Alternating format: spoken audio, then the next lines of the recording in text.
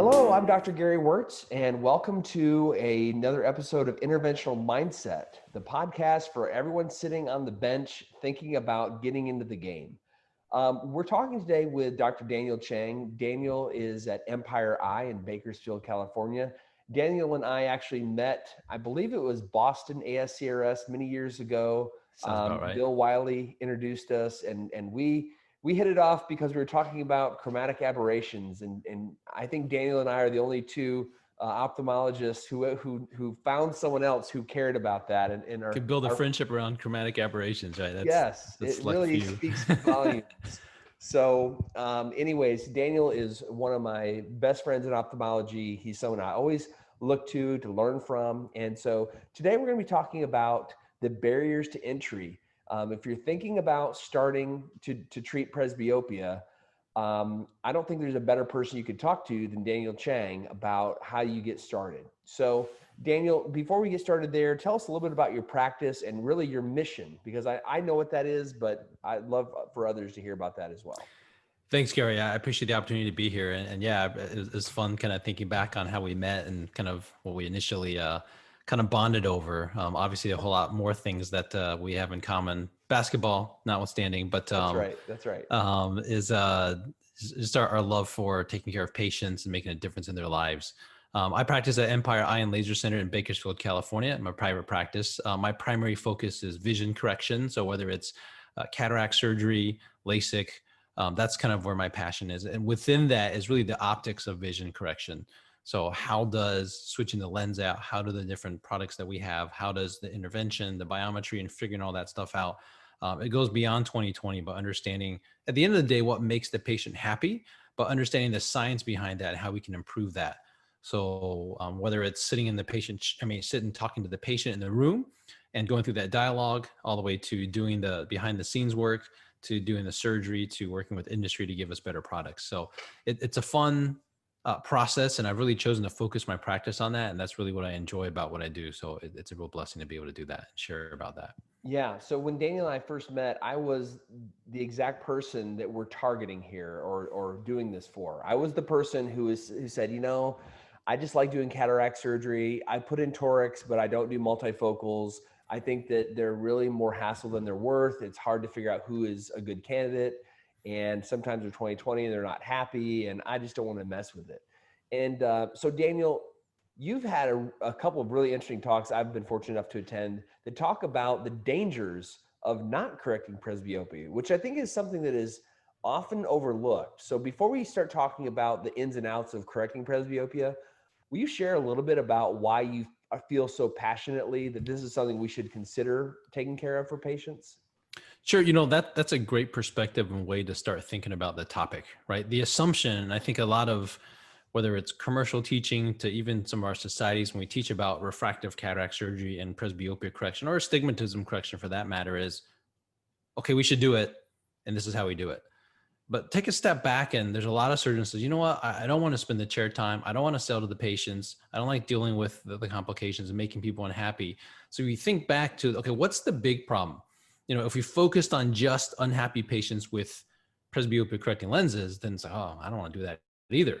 But if you think about what is the problem we're dealing with? So the big question is presbyopia, right? And what are our current solutions? What's the quote unquote default, I won't say standard of care, but what's the default for what we do with patients is, well, we take out their cataract or we do a lens surgery, put in a monofocal, and we give them glasses, right? Either reading glasses or most commonly bifocals, which they've been used to wearing because they're convenient. And there's a small subset who don't like it, but most patients seem to tolerate it. And the thing that I came to realize and started doing some, looking into is that bifocal glasses are far from safe, because we're not, do I want to correct presbyopia or do I not want to correct it? Is how am I going to correct it? Am I going to do a surgical correction, or I'm going to give them glasses? And if we do bifocal glasses, the amazing data is it increases the risk of tripping and falling by 2.3-fold. That's 1 out of every 3 falls in the elderly, this is over 65, are related to their bifocal glasses. And the interesting thing is the patients don't blame the glasses. They're just kind of like, oh, I tripped and fell and I just missed my step. Well, yeah, you did, but 1 out of 3 didn't see the step quite right because of your bifocals. So all of a sudden, when we say, I don't want to treat presbyopia, well, you do. You just give them glasses instead afterwards. You're treating it, but just not surgically, is, hey, here's the other consequence of what you have to deal with. from our perspective is when a patient trips and falls, they don't come complaining and messing up your clinic and say, hey, I fell, I need new glasses, or your glasses caused this. No, they go to the emergency room. That's I believe it's 29 million falls a year, or 27 million with 2.9 million ER visits, 800,000 hospitalizations. And that resulted in 27,000 deaths in 2014, which is more than the number of elderly people who died of breast cancer or prostate cancer. So, from a impact standpoint, we don't see it. So it's like, oh, this is not a problem. I never had a problem with it. But if you talk to your patients and ask them, a lot of them struggle with it. A lot of them, oh yeah, I've tripped. I know people who tripped. They won't blame their glasses, but that's related to it. So all of a sudden, if you take that mindset, says, hey, I could do surgery and get this person out of bifocal glasses, or even monovision has been shown to increase the likelihood of falling, and using presbyopic lenses. Yeah, they have problems with halos, glare and starburst at nighttime, but that's something that they know and they can actively avoid, versus the vision is not quite right. Their sense of balance is not quite. They may not know that and trip and cause a lot more damage. Yeah, so I think it's interesting as an ophthalmologist, I want to be the hero. I want to be the guy that when someone sees me in the grocery store, they have good feelings and they think, oh, that guy really helped me and I see better. And, for those patients, and they're not common, but the ones that can bitterly complain, I feel like sometimes they stick in our mind so much that we feel like, oh, well, I don't want to even deal with this because of the potential for the negative. But as you mentioned and very astutely said, the problem is there. And it's easier for us to just shift that problem to the patient, and the downstream consequences of that are something that we don't see, so it doesn't affect us, or we feel like it doesn't. And so therefore we sort of get off scot-free. But I do think this is a topic we really should be focusing on and thinking more about. So with that in mind, let's talk about the wrong ways to start thinking about multifocal lenses or presbyopia correcting lens technology. We've all heard different talks on the right ways and maybe ideas to get started. I want to start the opposite way. Who is the wrong patient, and what is the wrong approach as a surgeon who just does monofocal lenses? Just get started in this area.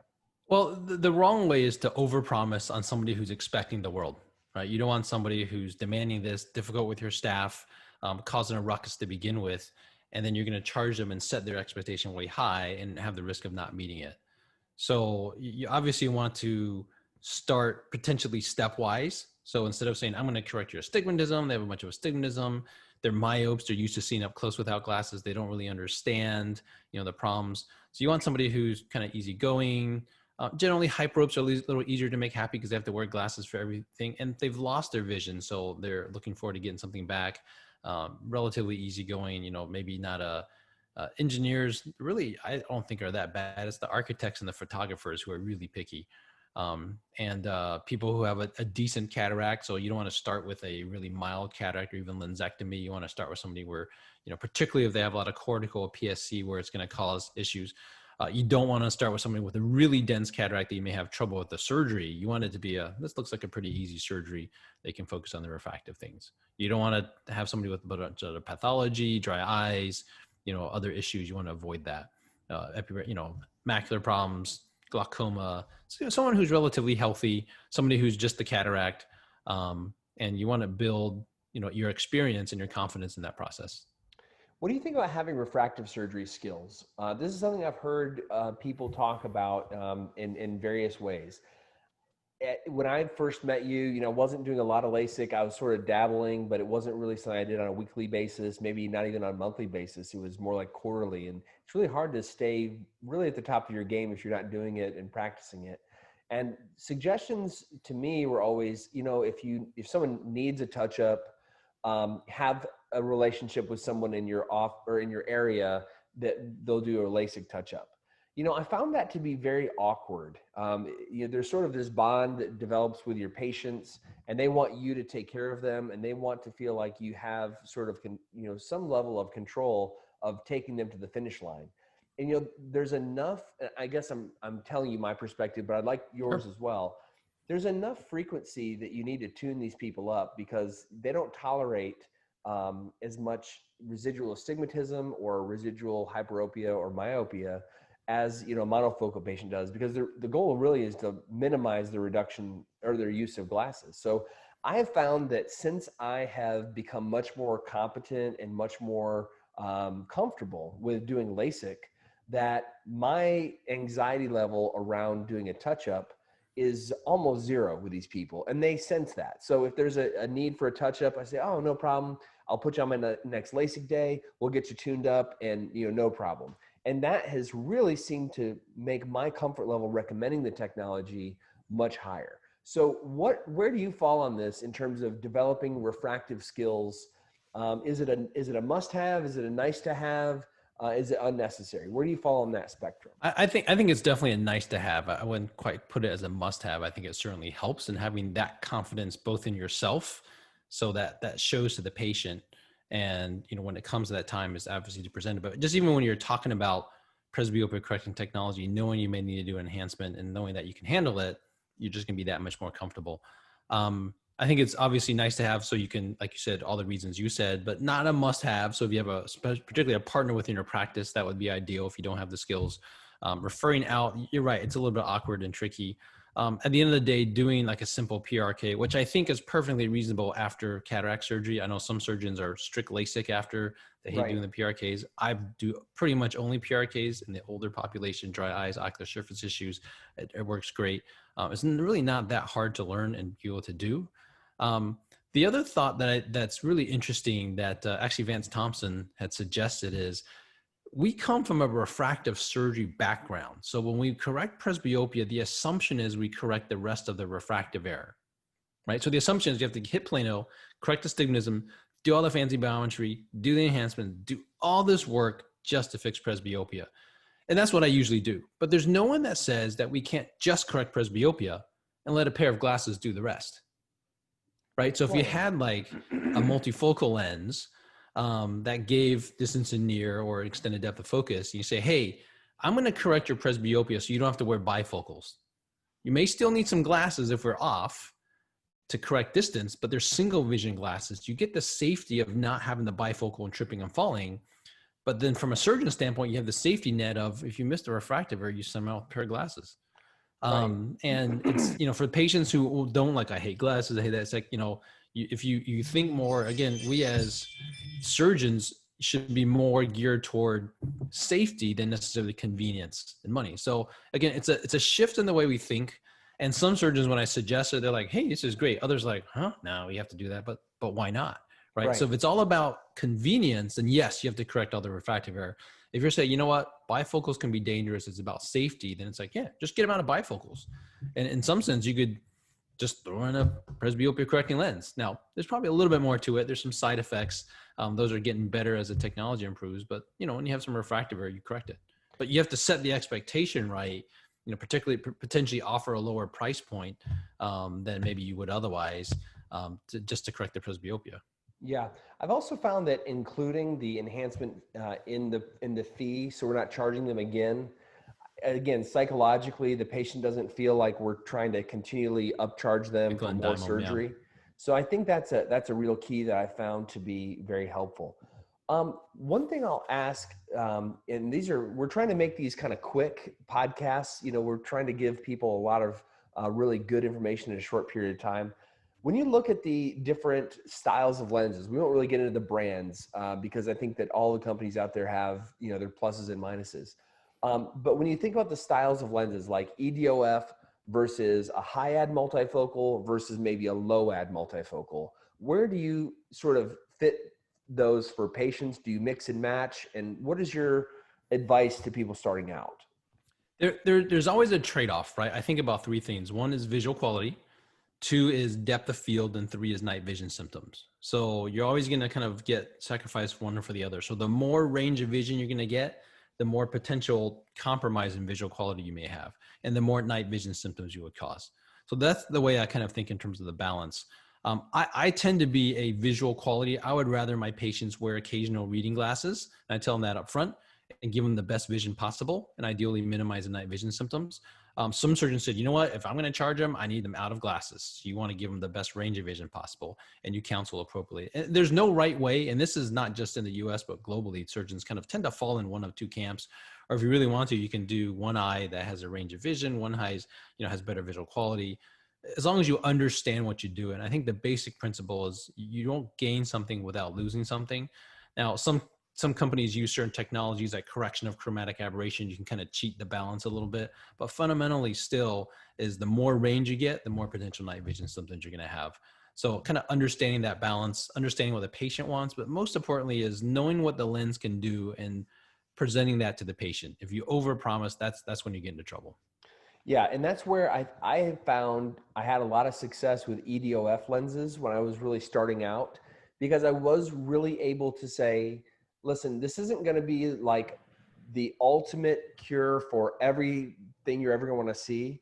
You're still likely going to need, probably a small pair of reading glasses or maybe some bifocals, but likely this is going to be a very good solution for most of the things you're going to do throughout your day. And, that resonated with a lot of patients. They gave them more visual freedom than a monofocal lens. And I had a lot of very happy patients with that. Yeah. Now, could they all see J1 plus? No, but I wasn't setting them up to see J1 plus. I was Often setting you them really up for need that in your life. J2, J3.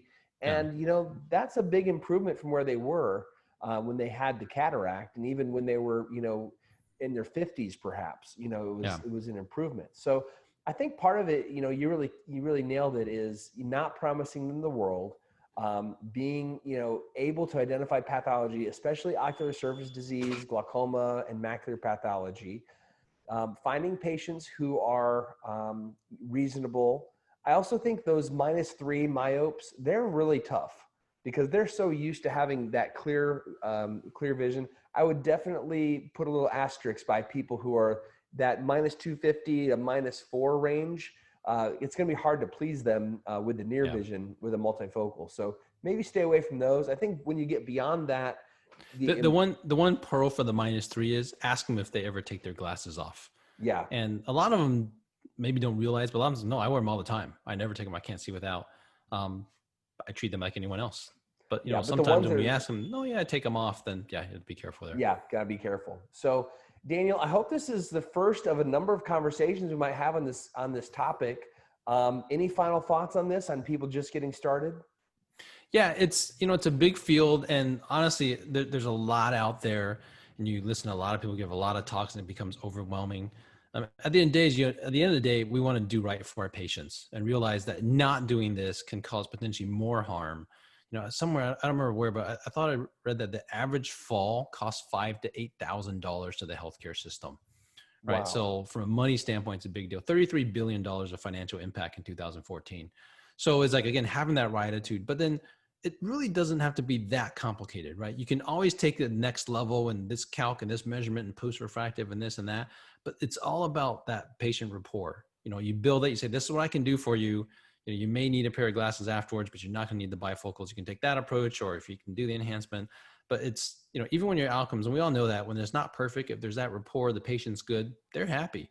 Yeah. And that's the primary goal. Yeah. So again, that interventionist mindset, love the name of the whole podcast and the whole idea is, if we start with that mindset, we'll find a way. If we're just going to say, you know what, I'm going to sit on the sidelines and not do this for my patients, I think it's unfortunate for your patients. I think that you've said it perfectly. So with that, I just want to thank you for coming on the podcast tonight, and we'll see you next time. This has been Interventional Mindset with Dr. Gary Wörtz. Thank you. Thanks for having me. Bye.